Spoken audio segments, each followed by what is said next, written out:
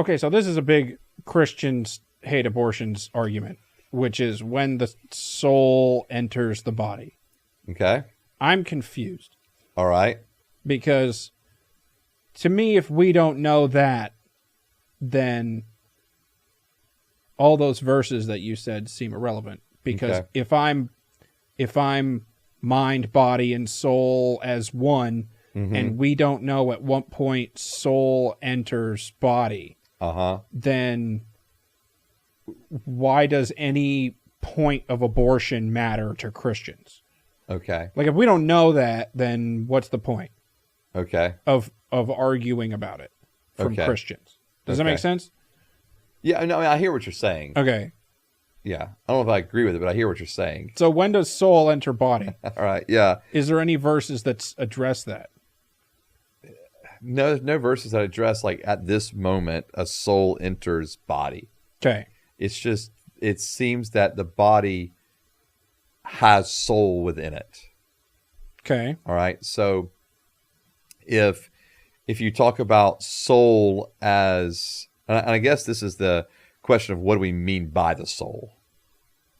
Like, are you equating soul with like that eternal thing, quote unquote, that's within us? Yeah. All right. That makes whatever us eternal. God takes to heaven. Right. And so, so when does God put that in my body? Right. And I guess I would say if soul is equated with that eternal part within us, all right, then it's there from point one. For me, living beings have souls. Even dogs. Even dogs. Okay? All right. So, okay. All right.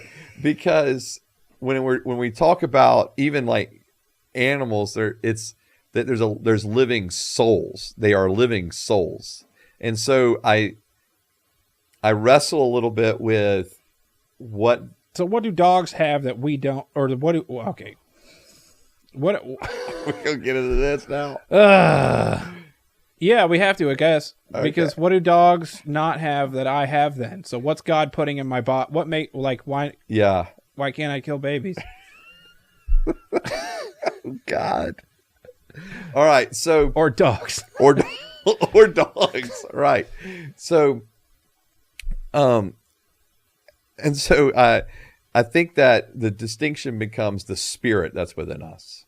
Okay. So when does the spirit enter the body? All right. And I think that is, to me, the spirit part is the distinction. That's what is the image part of God within us. Okay. Okay. And so if the spirit within us that is what actually is that eternal part within us. Okay. So God has a bucket of spirits. Okay. And he sees that there's a baby in the womb and is like, you go into that one, and just throws spirits into stuff. I think in the forming there, I think from, let me put it this way, from point one there, we already have body, soul, and spirit. So you're saying that, when conception happens, that God is creating a new spirit? Yes. Okay. That's part of, like, in other words, that we are a triune being ourselves. Body, soul, spirit. Right. All right. Yeah. So God is, so people create new body. Okay. And God, at the exact same time, creates a new spirit. And who makes the soul?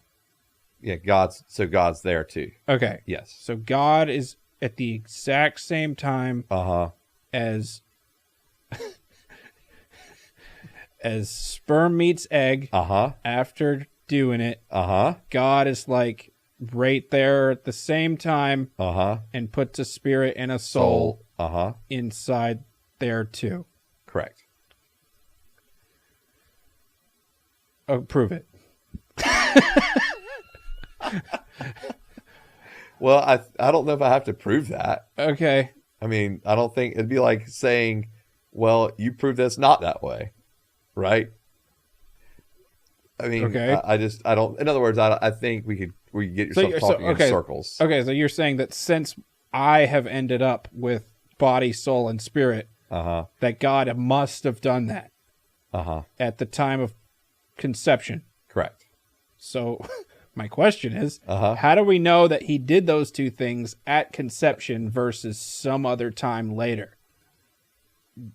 Because you don't have any other, like scripturally speaking, there's no other, like, there's not a distinguishing point of, okay, that child's now out of the womb, it's a newborn baby, now they're given a soul, or now they're given a spirit.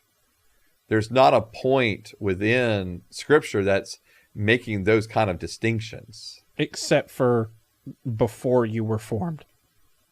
Yeah, I knew you. Yeah. And then the fact that, well, I think the fact that when David says in the Psalm that I am fearfully and wonderfully made, I think that speaks to God's createdness within us. And I would not want to go so far, because I don't think its passage is doing it itself.